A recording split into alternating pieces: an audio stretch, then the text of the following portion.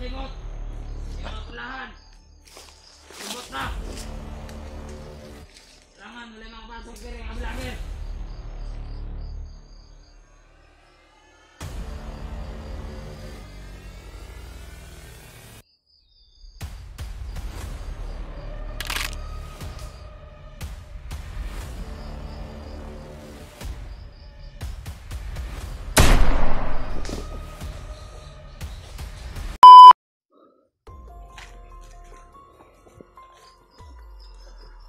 Yan mga tol, isang mapagpalang umaga sa ating lahat.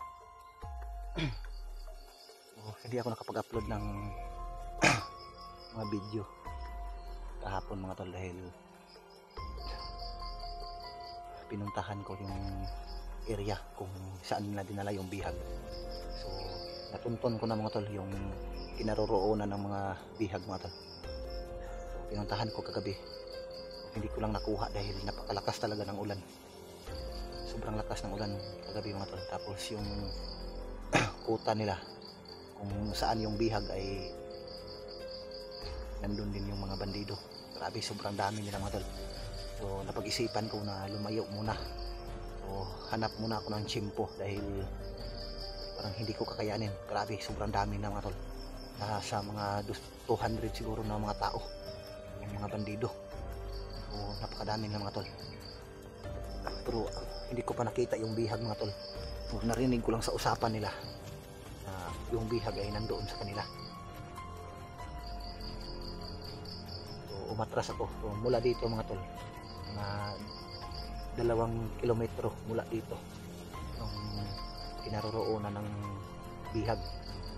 So nung sasalakayin ko na sana sa gabi, nung nakita ko na sobrang dami nila ay umatras na lang ako. So at least ay natagpuan ko na kung saan naroroon yung bihag nila at saan sila nagkukuta.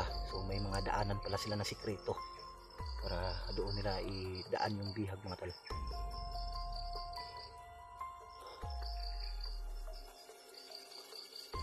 Grabe yung lakas ng ulan kagabi. So hindi muna ako umalis doon. Pinagmasdan ko muna, naghahanap ako ng tsimpo baka sakaling makuha ko. Pero hindi talaga sila umalis doon sa kinaroroonan nila mga tol kahit malakas yung ulan. Hindi lang ako nakapag-video kagabi dahil yung kulog ng langit napakalakas talaga, yung kidlat. Baka matamaan yung cellphone ko sa kidlat kaya hindi ko na lang ginamit. Pero mula dito mga tol, hindi pa naman gaanong kalayuan. So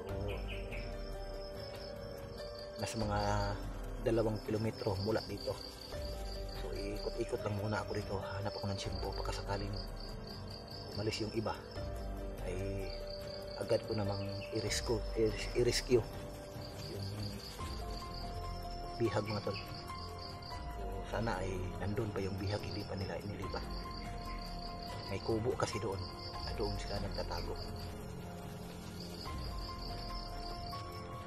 So ikot-ikutan ko lang muna dito. Kailangan ko munang i-familiarize yung terrain ng bundok na ito upang sa gayon ay kung makuha ko man yung bihag ay may exit ako. Alam ko kung saan ako dadaan na hindi nila ako makikita. Hindi ako pwede magtagal dito mga tol. Kailangan ko munang familiarize ang area ito. Kung sakaling iligtas ko yung bihag ay may madaanan akong ligtas. So paumanhin mga tol, hindi ako nakapag-video kahapon. Sinadya ko talaga yun mga tol para hindi ako nila ma-monitor. Mas mabilis ko makuha yung bihag mga tol. So actually ay hindi ko nakita yung bihag mga tol. Narinig ko lang sa usapan nila na yung kubo na yun doon nila nilagay yung bihag. Pero yung mga bandido nga lang sobrang dami talaga. Kung hindi lang umulan siguro kagabi, hindi lang yung malakas yung kidlat kagabi, ay makikita ko sana yung bihag. Kaso hindi talaga ako makalapit. So dahan-dahan tayo mga tol, hindi lang pwede magtagal dito. Kailangan ko muna maghanap ng pwede kong madaanan.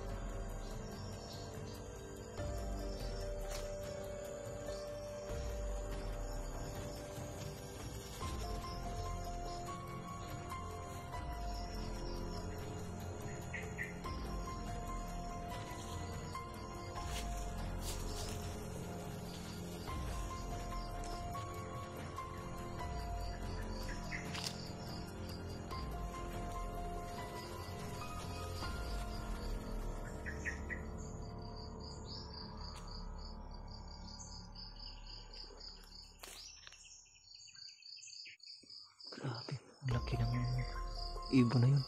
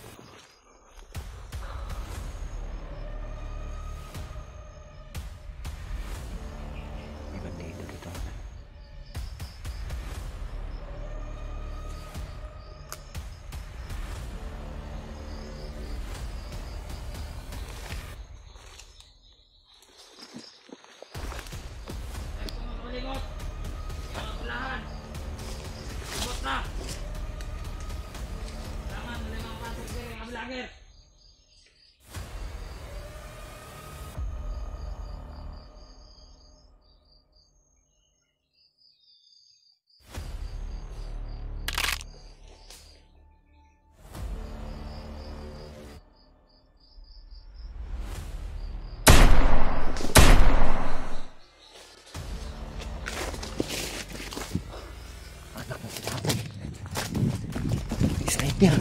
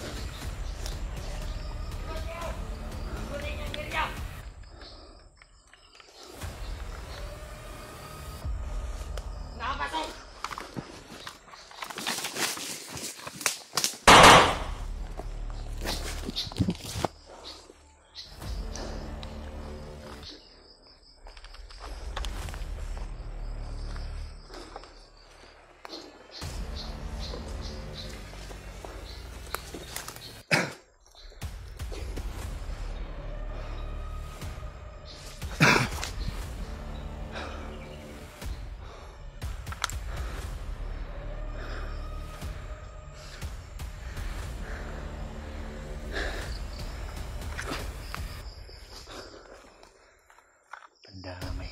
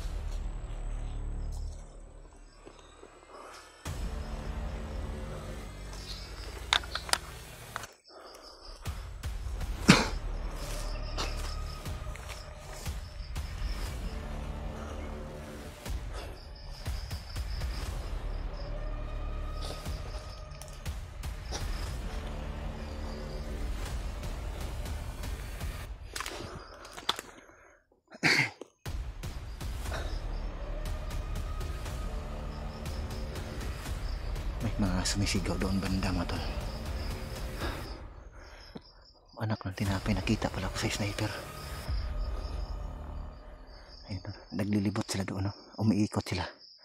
Hinaharangan nila yung pwede kong daanan.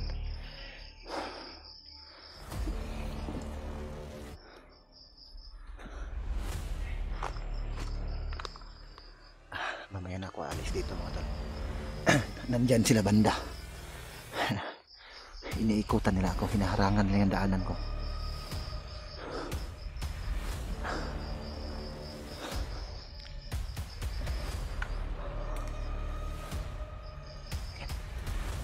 Doon yung isa.